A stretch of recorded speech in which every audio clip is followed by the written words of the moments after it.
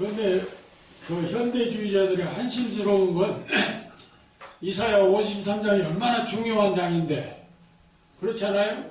우리 기독교의 중심인데 십자가에 순환당하시고 부활하신 그 내용이 우리 기독교의 중심인데, 바로 이 바알신과 못신과 싸워가지고 바알이 죽었는데 자기 마누라를 통해서 다시 살게 한 것과 비교를 해가지고 이사야 53장을 기록했다고 그렇게 얘기하니 얼마나 한심스러워요. 이사야 53장 참 중요한 장이거든요. 자, 21페이지 첫 줄부터 한번 읽고 넘어가겠습니다. 가나안 우상들, 엘, 우주 만물을 창조하는 신으로, 모든 신종의 최고의 우두머리 신으로, 바알은 농토와 소출을 주관하는 신, 이스라엘 그 니을하세요. 이스라엘이 가장 많이 섬긴 신입니다. 성경 참고하시고, 또 바알브릿, 이 신은 계약의 신인데 또 바알부올이라고 하는 신이 있습니다. 시작해 주라고 하는 말인데, 이스라엘이 출애굽 때 시딤에서 진쳤을 때 승대했었습니다. 바알부올.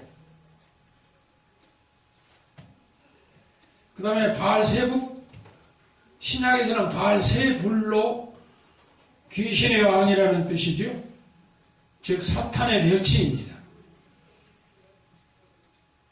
그 다음에 아세라, 아까 얘기했던 성을 주관하는 신인데, 이제 엘의 아내고 가나안 신들의 모신입니다. 그래서 성의 신, 풍요의 신, 월신, 이스라엘 백성들이 이 아세라족과 함께 많이 승계를 했습니다. 성경 거기 참조하시고요. 그 다음에 아스타롯은 풍요의 여신인데, 아스토렛 복수형, 그래 사랑과 생산의 여신, 한때 솔로몬에 의해서 섬겨지기도 했습니다. 그 다음에 몰렉, 아까 몰렉 얘기했지요? 불에다가 자식을 태워서 제물로 바치는 거죠. 혹은 몰록, 밀곰, 말감으로 칭합니다. 암몬에서 많이 섬겼어요. 암몬 국신입니다. 사사기 11장에 보면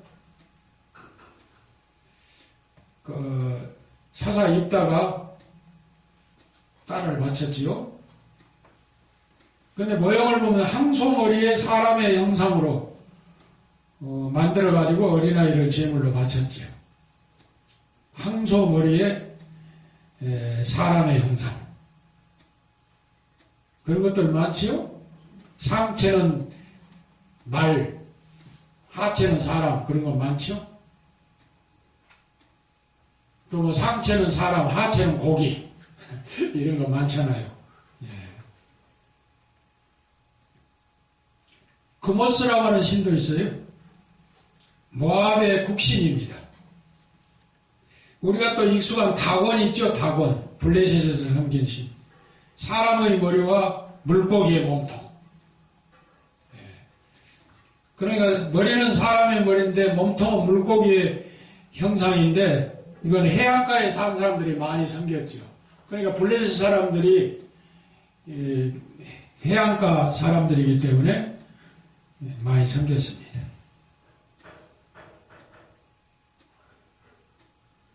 그리고 메소포타미아에서는 날씨를 관장하는 신으로 주전 2500년경부터 숭배를 했습니다.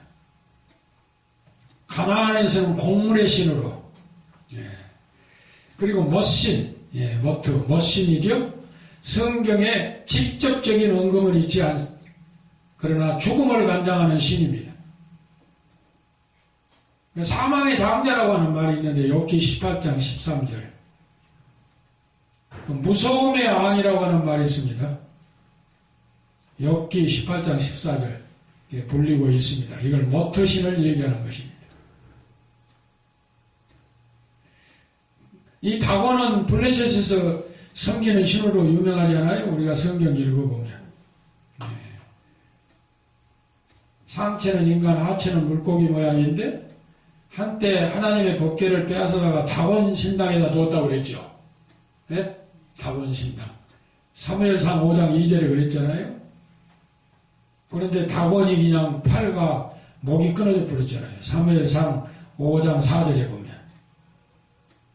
그래가지고 문지방에 턱 걸쳐져서 그 후부터 문지방을 밟지 말아라. 사무엘상 5장 5절에 그랬잖아요. 그 다음에 큰 이유는 메소포타미아의 우상들입니다. 메소포타미아. 이스라엘 중심으로 하면은 메소포타미아는 동방지역이죠. 동방지역. 거기서 섬기는 건 벨입니다. 벨. 벨신. 일명 말뚝신이라고 그래요. 말뚝. 이 말뚝신의 부인은 숙곡버넛이라고 그러는데 아들은 누보고 누보. 그래서 벨과 숙곡버넛이 이제 아들 누보를 낳은 거죠. 이게 바벨론에서 국신으로 섬겼습니다. 그래서 전쟁을 주관하고 폭풍을 주관하고 그랬습니다. 바벨론으로 끌려간 다니엘과 사드락과 메삭과 아벳노고 같은 사람들이 바로 이 신을 경배하도록 강요받았어요. 말뚝신을 경배하도록. 국신이니까. 일본 애들이 우리나라 지배할 때 자기들이 섬긴 신사참배를 강요하듯이.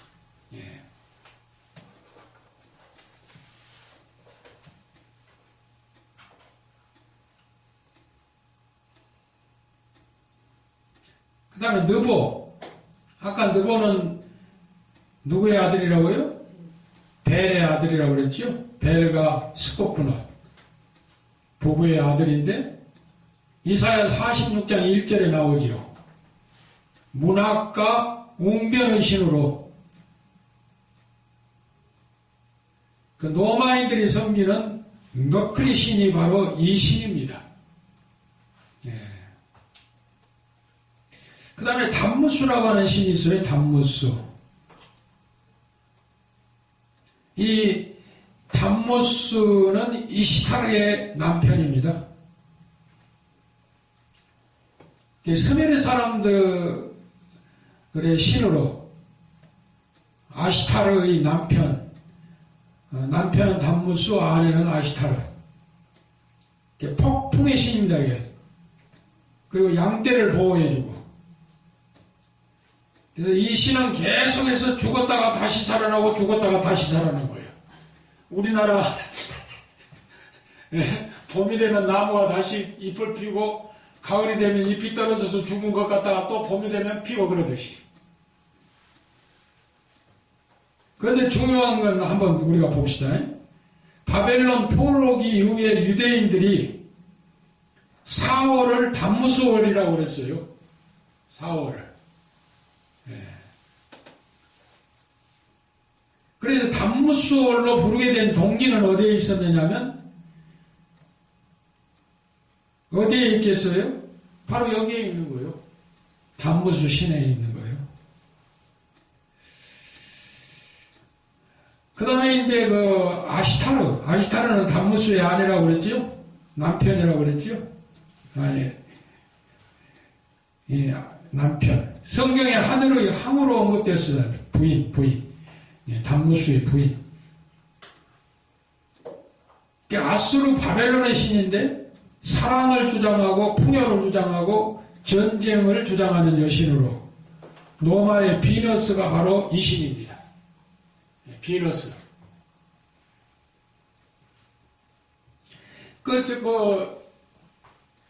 여러분들 법원에 가보시면은 법원 앞에 세워진 동상이 하나 있죠, 여자.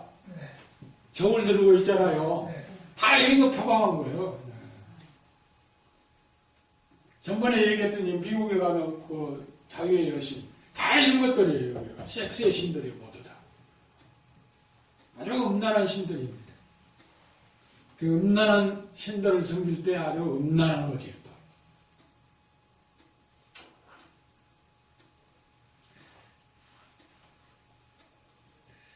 네르갈이라고 하는 신도 있는데 메소포타미아에 전쟁을 주관하고 홍수를 주관하고 재앙을 관장하는 바벨론 신이죠.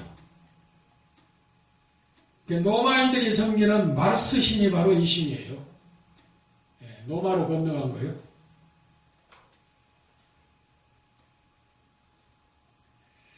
숙곡번호, 아까 숙곡번호로선 누구의 마누라라고 그랬어요? 말뚝의 마누라, 말뚝. 말뚝이라고 하니까 쉽죠? 마르둑이라고 하는 것보다 말뚝이라고 하는 게 쉬워요. 말뚝의 부인이 숙곡번호십니다. 그래서 말뚝 안에 그거 사마리아에서 섬겨지기도 했죠. 열왕기하 17장 30절에 보면. 그 다음에 십굿이라고 하는 우상이 있습니다. 십굿. 별의 형상인데 성신. 이스라엘 국기가 별이거든요. 뭐 이부 국기도 별이고 뭐 중국 국기도 별이고 또 뭐 미국 국기도 별 아니요. 성족이라고. 우리나라 태극기도 다 음양 관계 아닙니까? 음양 관계. 주역이라고 하는 책을 읽어보면 우리나라 태국기 안에는 아주 그냥 요한계시록에서 미화한 것들만 다 나오거든요. 그래서 우리가 음양 관계로 볼 때는 이 태극기가 왜 우리나라 국기를 태극으로 했는지 모르겠어요. 중국에서는 그 점쟁이들이 들어오고 다닌 거예요. 유럽의 나라들처럼 십자가를 한다든지 하면 좋은데 종교적인 성격은 안 띠더라도 우리나라 국기를 다른 국기로 했으면 좋았지 않나 개인적으로 아쉬워요. 우리 기독교적인 입장에서 보니까 그렇다 이거예요.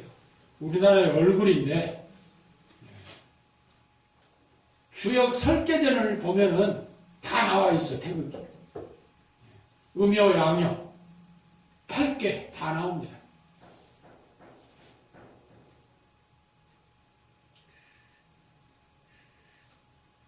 그래서 이제 별 모양인데 19선 신네판의 별이 이것입니다. 사도행전 7장 43절에 나와요. 거기에 네판이라고 하는 말이 나오거든요. 신네판 의 별. 그 다음에 이제 기운이라고 하는 신이 있거든요. 십국과 동등한 신입니다.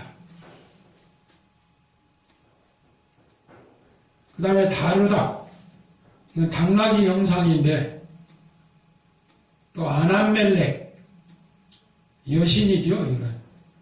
또 아드람멜렉, 이건 남자신입니다.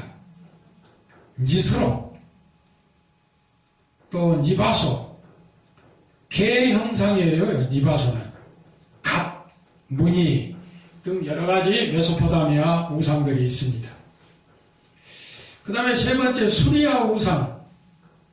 그건 림몬입니다. 림몬.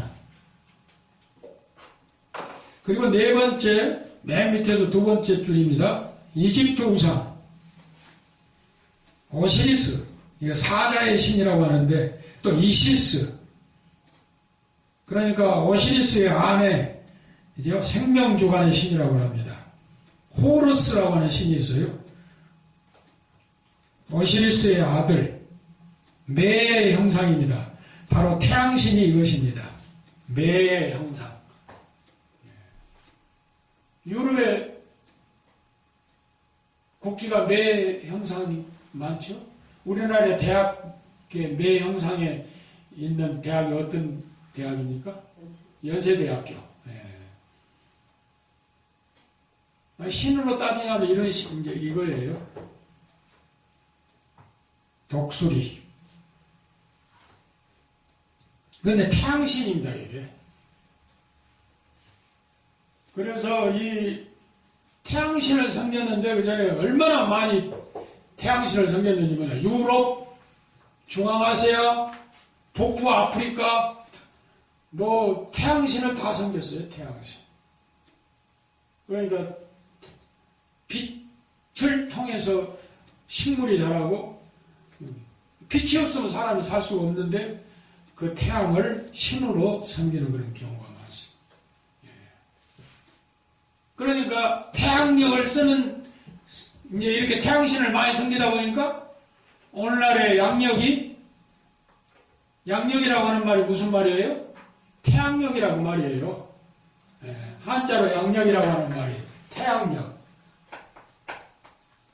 예. 태양력을 중심으로 하니까 뭡니까? 주일이 무슨 일이에요? 일요일. 예, 일요일. 태양의 날이에요, 이 날이. 근데 왜 우리가 일요일 날을 주일로 지킵니까? 예수님 부활하신. 그런 태양신을 섬기는 날인데 예수님이 그때 부활하셨어. 네.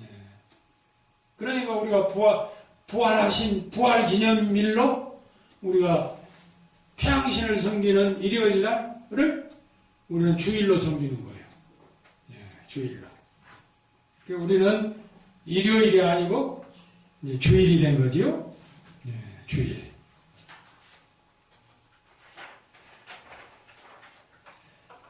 그러니까 태양신을 섬기는 사람들이 이제 달력도 만들어 놓으니까 1월달도 이제 시작이 뭐요? 제누월이라고 그러는데 그 얼굴 둘 있는 그 우상이요. 뒤에도 얼굴 있고 앞에도 얼굴 있고 양면성의 우상.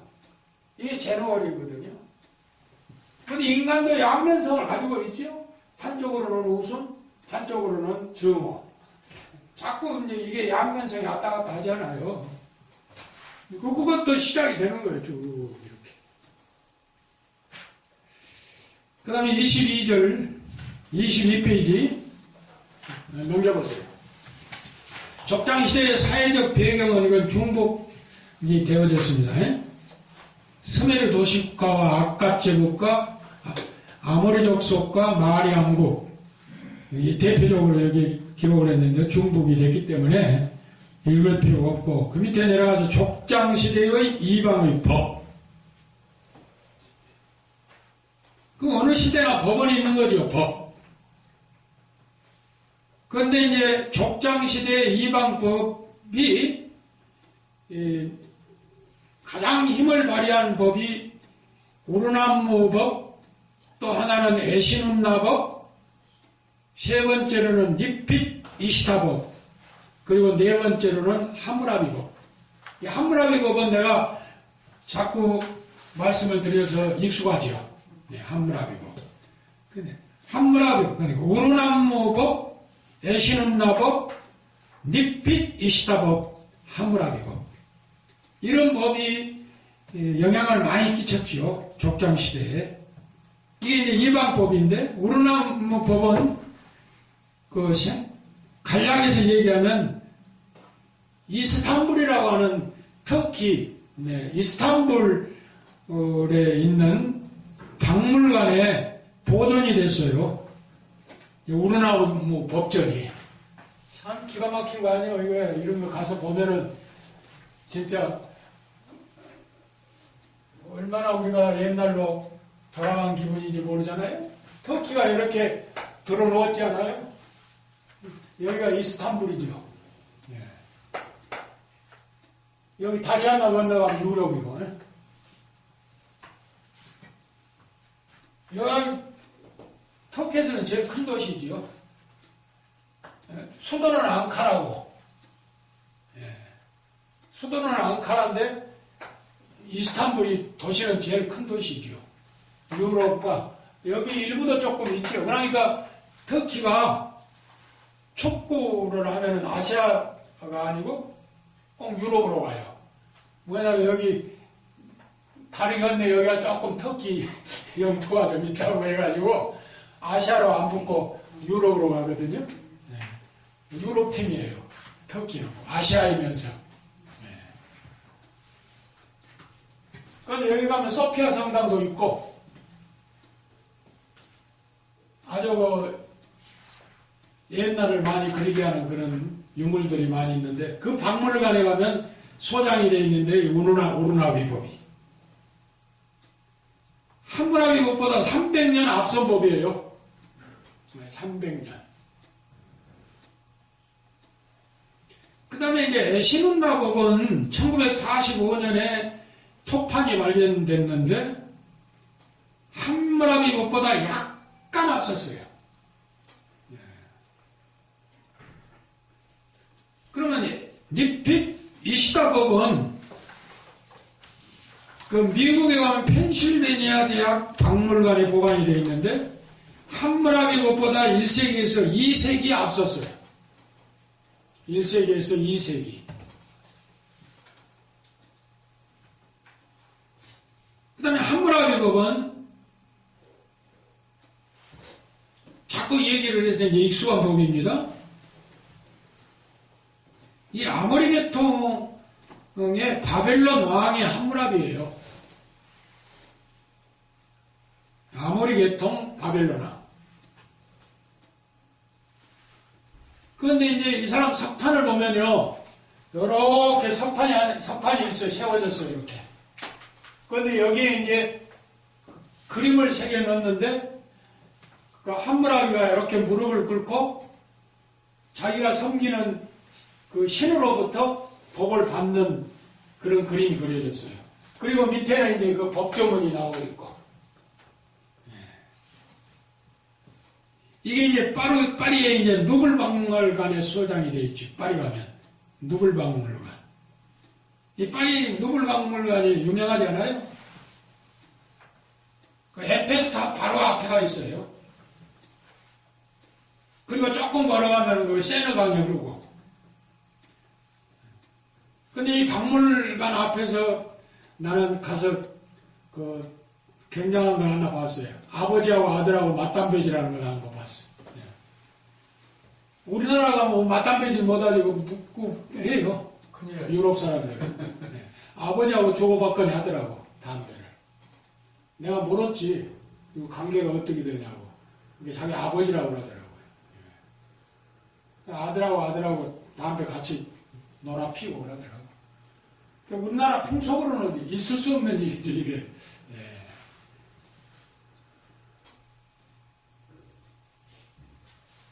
근데 이 누블박물관에 소장이 되어 있는데, 옛날 바사의 수상공타에서 발굴을 했어요. 수상공 하면 누가 생각나요? 에스더. 에스더가 살았던 그 수상공타에서 이게 나온 거예요. 함무라비 법. 비문이.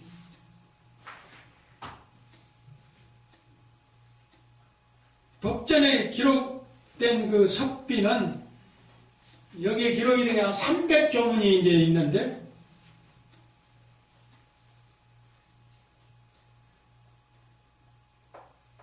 그래서 자기가 섬기는 그 신의 이름이 샤만시라고 하거든요. 샤만시.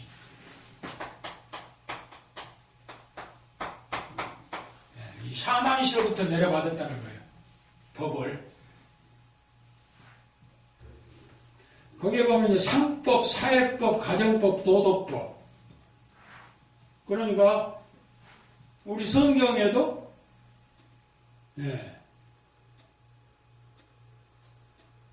출애굽기 21장부터 24장까지 보면 다 나와요. 종교법, 사회법, 도덕법 나옵니다. 우리 성경에. 그러니까 이런 걸 가르쳐서 이제 현대주의자들이 함무라비 법을 뱉겠다고 하죠. 그런데 함무라비 법에도 조문이 상법도 나오고 사회법, 가정법, 도덕법이 나온다 이거예요. 그거 이제 우리가 돌리면 안 되죠. 홀리면 안 돼요. 홀리면. 도깨비에 홀리면 안 됩니다. 그냥 한번 읽어봅시다. 족장시대 이방법 22페이지입니다. 밑에. 첫째, 우르남무 법전. 우르남무는 주전 20세기 초엽 우르 지역을 통치하던 수메르 왕입니다. 이 법은 함무라비 법보다 약 300년 앞선 것으로 가장 오래된 법률입니다. 그 각주에 보면 그 발견된 파편이 이스탄불 박물관에 보존되어 있습니다. 수메르어로 그래요. 수메르어로. 그 다음에 두 번째 에시논나법. 이건 기원전 약 2000년경으로 함무라비 법보다는 약간 앞선 법이죠. 1945년에 톱판이 발굴된 것입니다.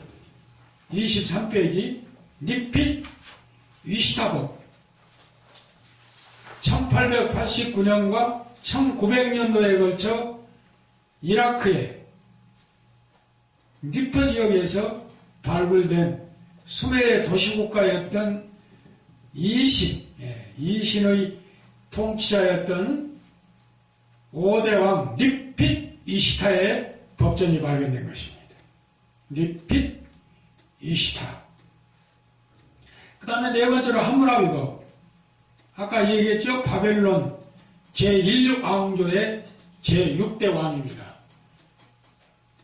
제1왕조라고 하는 것은 역성혁명이 일어나기 전에 대를 위해서 하는 그 법. 그러나 외국 사람이 우리나라 얘기할 때 고려시대를 제1왕조라고 하겠죠. 그 다음에 이제, 고구려를, 그리고 고려시대를 제2왕조, 그리고 조선시대를 제3왕조. 그러니까 제1왕조인 고구려 시대에는 고씨가 계속 잡아왔잖아요. 그러다가 역성혁명이 일어나가지고 제2왕조가 이제 누구였습니까? 네? 왕씨 아니에요, 왕씨. 우리 왕장모님. 네. 그럼 이 왕씨 조선 이제 무너지고 제3왕조가 이제 들어올 때 이제 이시 조선이 된 거죠. 지금이야 이제 뭐 그렇지 않지만은. 그래서 1왕조, 2왕조, 3왕조 이런 식으로. 애국도 이제 그렇게 되고. 그런데마다 함무라비도 바벨론 제1왕조의 제6대 왕이에요.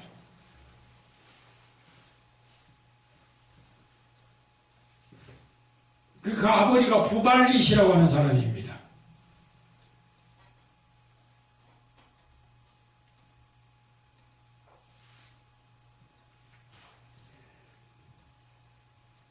아들이 부발릿. 그리고 그 손자가 일루나비. 자, 함무라비 법전을 보면 줄바꿔서 바벨론 왕 함무라비는 위에서 논한 여러 가지 법을 보완한 것이죠.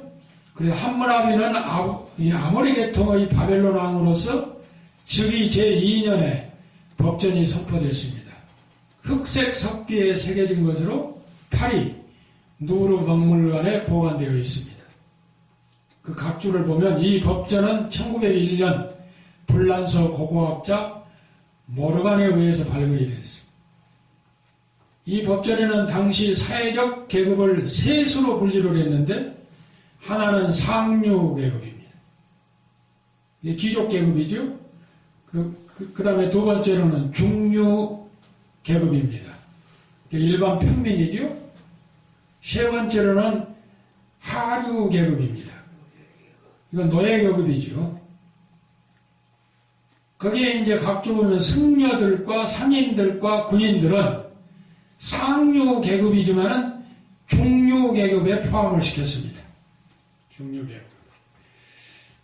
그래서 함무라비 법에 근거한 귀족 한 사람은 평민 2인에 해당하는 가치, 평민 한 사람은 노예 2사람에 해당하는 가치. 짐승처럼 꼭 그래.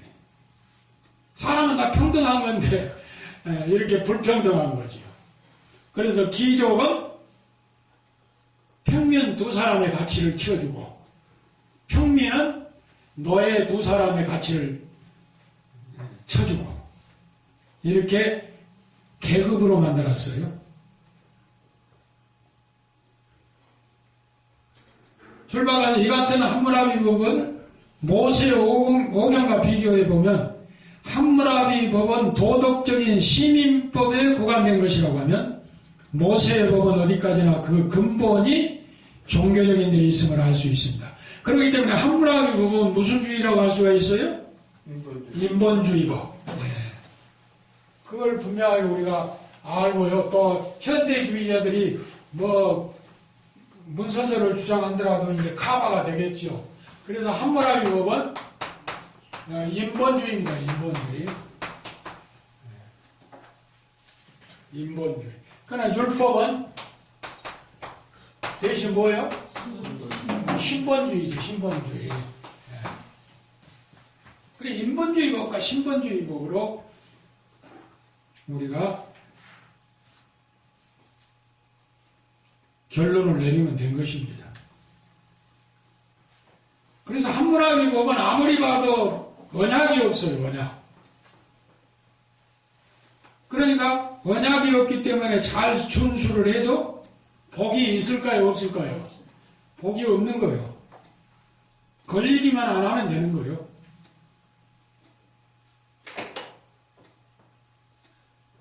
모세의 법은 언약이 있어요. 그러니까 반대로 어때요? 복이 있어요? 없어요? 지키면 복이 있는 거예요. 함무라비 법은 언약이 없고 모세의 법은 언약이 있어요. 그러니까 언약이 없는 함무라비 법은 잘 지켜도 복이 없는 거고 언약이 있는 율법은 잘 지키면 복을 누리게 된다 이 말입니다. 그리고 그 각주를 보면은요, 모세의 법은 언약법이나 함무라비 법은 언약이 없습니다. 모세의 법은 잘 지키면 뭘 받는다고 그랬어요? 복을 받지만 함무라비 법은 잘 준수해도 뭐가 없어요? 복이 없어요. 다만 걸리지만 않으면 된다 이거예요. 줄 바꿔서 예를 들어 함무라비 법과 모세의 율법을 한번 비교를 해보면요, 함무라비 법은 만일 사람이 자유인의 어린아들을 도둑했을 때는 그는 죽일 것이다. 함무라비 법정 제4조에 그렇게 얘기를 했고, 모세의 법은 뭐라고 그랬느냐? 사람을 후린 자가 그 사람을 팔았든지 자기 수하에 두었든지 그를 반드시 죽일지니라.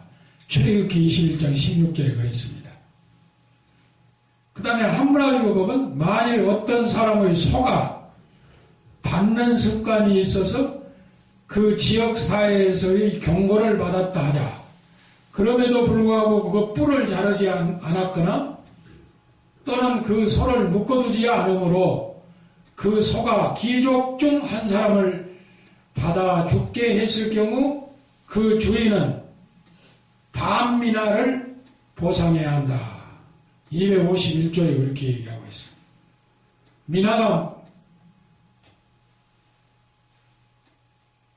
미나는 달란트의 60분의 1 부피입니다. 60분의 1. 한 달란트가 키로수로 따지면 몇 킬로인지 아세요? 34. 네? 1톤이에요, 1톤. 예. 엄청난 거예요, 달란트가. 그렇기 때문에 60분의 1 미나는 이거는 신약에서 뭐라고 그랬죠? 문화라고 그랬어, 문화. 예. 한문화, 두문화 그랬잖아요, 누가복음에 보면. 그렇죠? 예.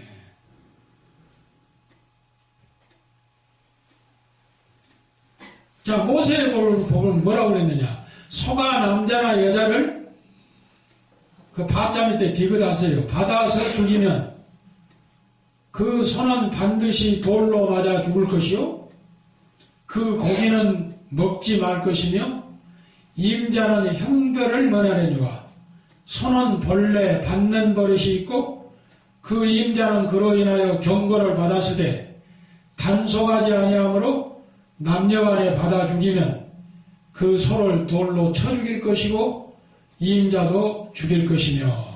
출애굽기 21장 28절로 29절에 그랬죠. 그러니까 함무라비법과 우리 율법에 비교가 있는데 함무라비법에는 뭐라고 그랬어요? 귀족 중 한 사람.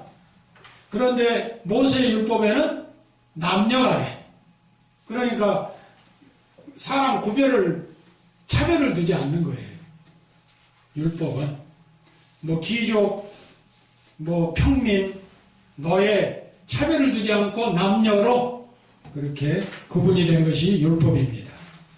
그래서 함무라비법은 귀족 중 한 사람이라고 했고, 귀족 중 한 사람은 조건을 붙이고, 모세의 법은 계급 구별이 없다. 마지막 줄에 그렇게 적어놨습니다. 함무라비법은 귀족 중 한 사람. 그리고 모세의 법은 계급과 구별이 없다. 자, 그 다음에 24페이지 넘기면 함무라비법은 무슨 법이요? 인본주의 법이요. 모세의 법은 신본주의 법입니다.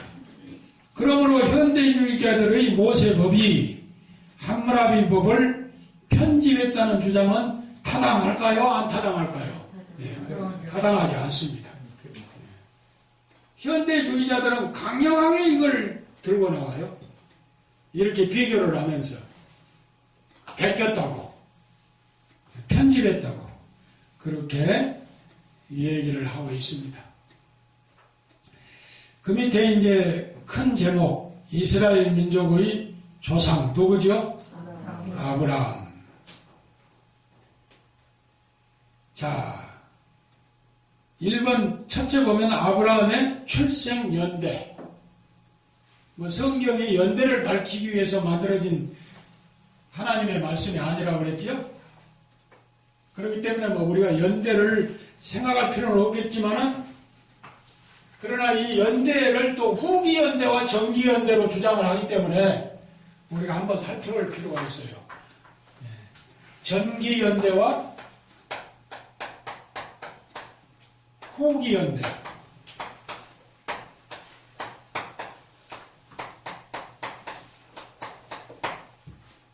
그 다음에 후기 연대.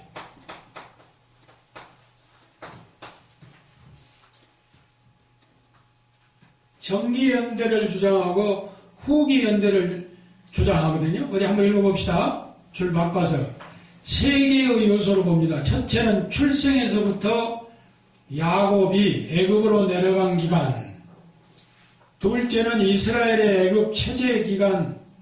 셋째는 출애굽. 그자 밑에 비읍을 하세요. 구로 만들어가지고. 출애굽의 연대. 이것으로 이제 아브라함의 출생 연대를 이 연대를 어떻게 보느냐에 따라 정기 연대, 후기 연대, 두 학설이 생겼어요. 그래서 아브라함이 이삭을 낳았을 때 연령이 몇 살이라고요? 100살. 또 이삭은 60세에 누구를 낳았다고요? 야곱을. 그 성경 다 해놨으니까요. 그 야곱이 애굽을 갔을 때 나이가 몇 살이라고요? 130세. 모든 합계가 290년이 나오거든요. 그래서 출애굽 연대를 1446년으로 볼 때 애굽 생활이 430년. 290 더하기 430 더하기 1446년 밑고루 2166년에 아브라함이 출생을 했습니다. 이거를 알기 쉽게 해드릴게요. 무슨 말인지 지금 잘 모르겠죠?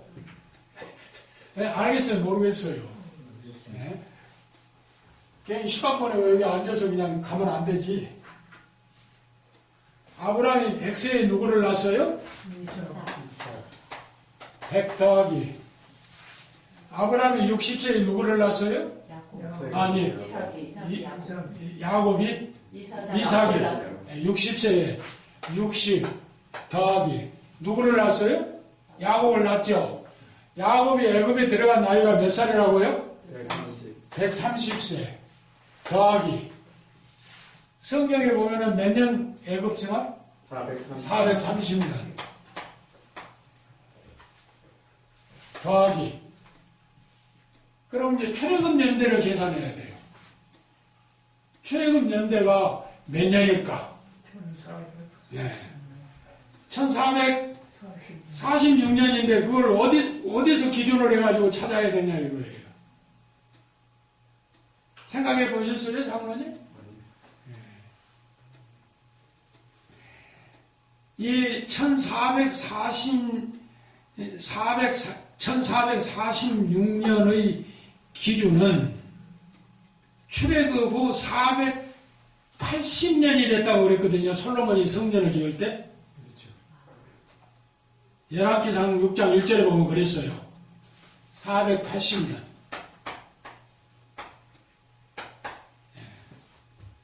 이때가 솔로몬 왕이 된 지 몇 년이냐면 솔로몬이 이제 그 성전을 지으려고 털을 닦을 때가 애굽에서 나온 지 480년이 됐더라 그랬어요.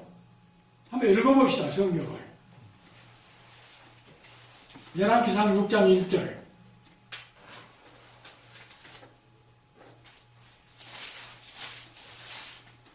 한번 읽어보세요. 이스라엘 자손이 애굽 땅에서 나온 지 480년이요. 480년이라고 그랬죠? 네. 이때 이제 솔로몬이 480년, 애굽에서 나온 지가 480년이라고 그랬죠? 네. 그런데 이제 왕이 된 지는 몇 년 됐냐면 4년 되던 해예요. 솔로몬이 4년 되던 해에. 그러면 이 솔로몬이 4년 되던 그 해가 연도는 몇 년도냐면은 966년이에요. 966년. 언제로부터? 예수님 탄생 이전으로부터. 이해가 돼요? 예. 우리 전도사님 이해돼요? 주전 966년에 지금 성전을 지으려고 시작한 거예요. 이때가 솔로몬이 왕으로 등극한 지가 4년째고 애굽에서 나오는 횟수로는 480년이라 이 말이에요. 그러면 966년 더하기 966년 더하기 480년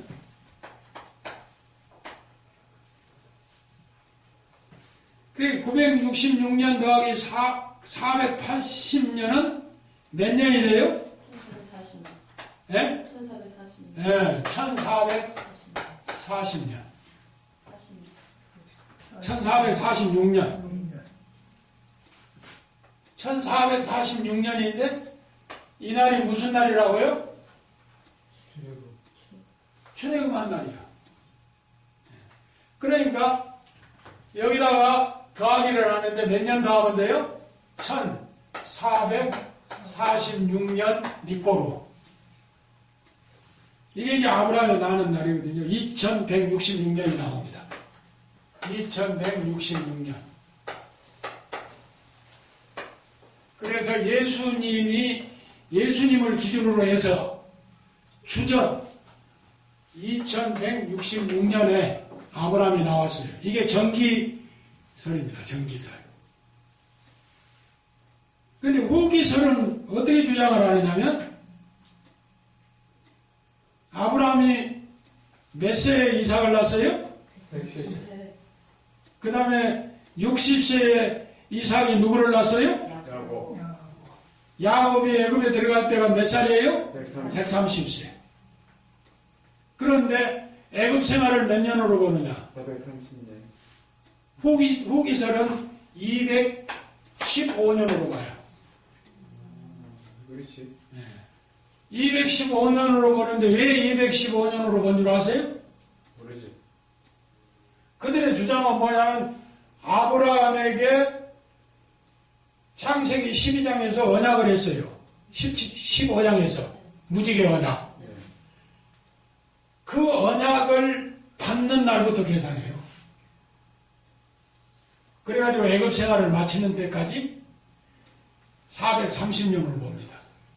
그러니까 아브라함이 창세기 15장에서 무지개 언약할 때 하나님으로부터 언약 받을 때로부터 애굽에 야곱이 들어갈 때까지를 215년. 그리고 애굽 생활 215년. 더하기 몇 년이에요? 430년이에요.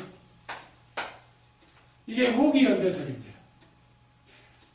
430년을 주장하는데 우리는 야곱이 애굽으로 들어가서 출애굽할 때까지를 440년으로 보고 정기는 후기는 430년으로 보되 아브라함이 창세기 15장에서 언약을 받을 때부터 애굽에서 나올 때까지를 계산한 거예요.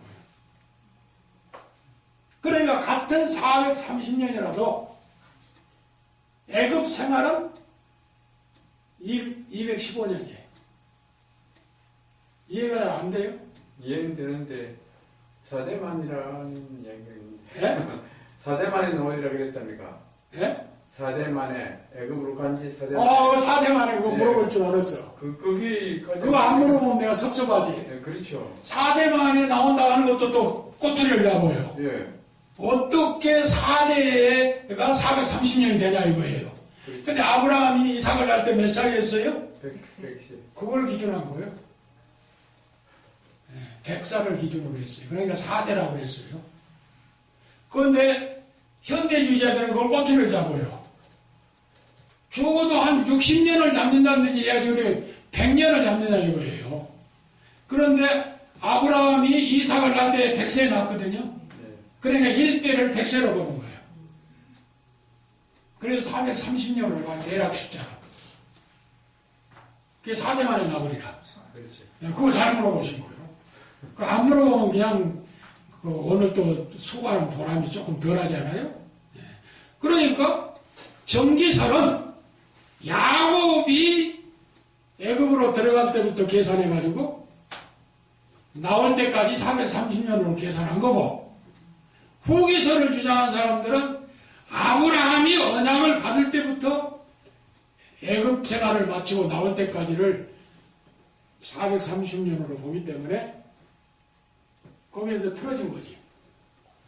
애굽 생활을 우리는 순수하게 430년으로 보는데 후기설을 주장한 사람들은 215년으로 본다 이거예요.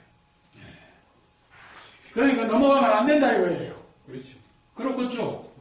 자칫하면 넘어가지. 엉터리죠.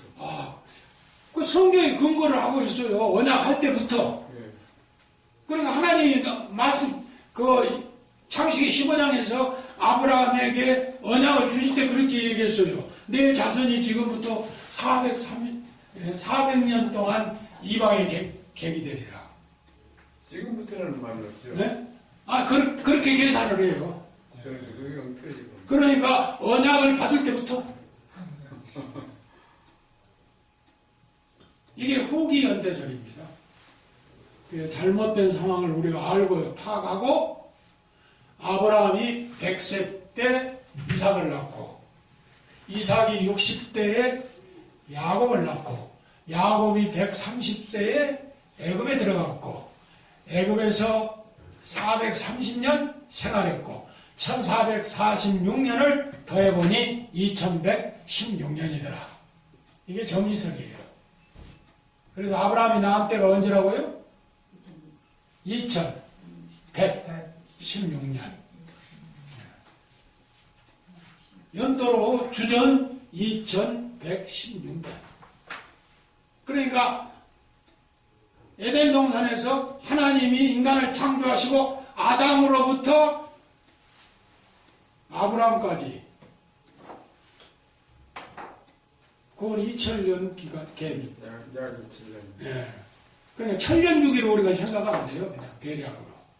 그래서 아브라함부터 다윗까지, 다윗부터 예수까지 이렇게 천년주기로 우리가 대략적으로 생각을 하면은 후회증이 없거든요.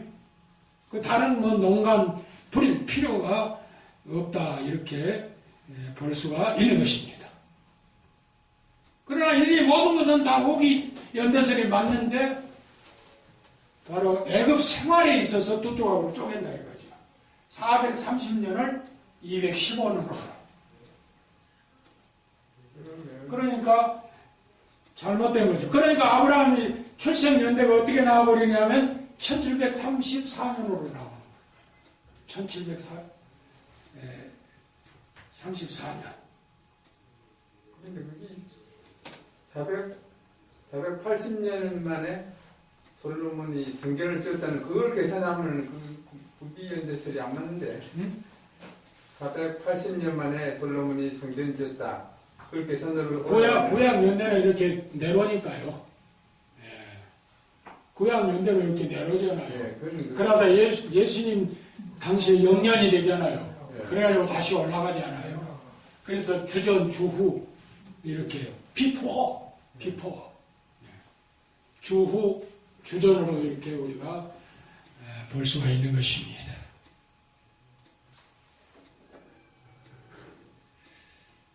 이렇게 아브라함의 연대 한날을 놓고 우리가 신학적으로 논해볼 때 정기와 후기로 논해볼 수 있다 하는 것을 생각하지 아니할 수 없습니다. 그래서 오늘은 이 아브라함의 연대까지 얘기하고 다음 시간에는 아브라함과 맺은 하나님의 언약으로부터 시작을 해서 또 공부를 좀 할까 그렇게 생각합니다. 수고를 많이 하셨는데 오늘은 여기까지 합시다. 수고하셨습니다. 감사합니다. 네.